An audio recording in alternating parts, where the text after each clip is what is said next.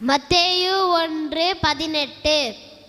இயேசுவினுடைய ஜனனத்தின் விவரமாவது, அவருடைய தாயாகிய மரியாள் யோசேப்புக்கு நியமிக்கப்பட்டிருக்கையில் அவர்கள் கூடி வரும் முன்னே அவள் பரிசுத்த ஆவியினாலே கர்ப்பவதியானாள் என்று காணப்பட்டது.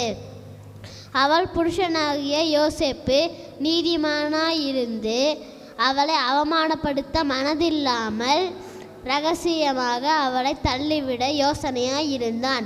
அவன் இப்படி சிந்தித்து கொண்டிருக்கையில் கர்த்தருடைய தூதன் சொப்பனத்தில் அவனுக்கு காணப்பட்டு, தாவீதின் குமாரனே, உன் மனைவியை சேர்த்து கொள்ள ஐயப்படாதே. அவளிடத்தில் உற்பத்தியாய் இருக்கிறது பரிசுத்த ஆவியினாலே உண்டானது. அவள் ஒரு குமாரனை பெறுவாள். அவருக்கு இயேசு என்று பெயரிடுவாயாக. ஏனெனில் அவர் தமது ஜனங்களின் பாவங்களை நீக்கி அவர்களை இரட்சிப்பார் என்றான். தீர்க்கதரிசியின் மூலமாய் கர்த்தராலே உரைக்கப்பட்டது நிறைவேறும்படி இதெல்லாம் நடந்தது. அவன், இதோ ஒரு கன்னிகை ஒரு குமாரனை பெறுவாள்.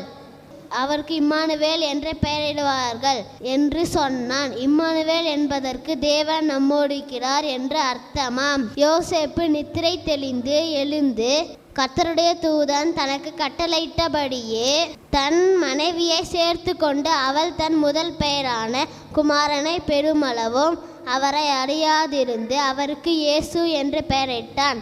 ஆமென்.